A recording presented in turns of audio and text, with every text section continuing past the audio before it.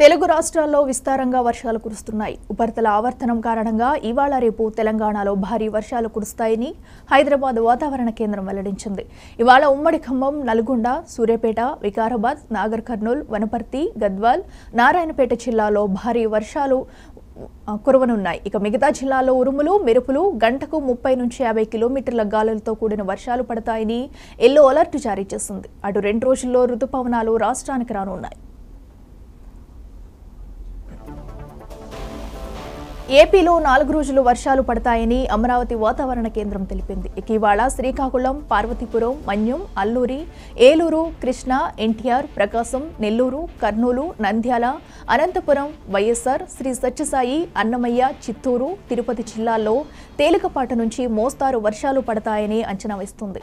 మిగతా చోట్ల తేలికపాటి జల్లులు కురుస్తాయని వెల్లడించింది.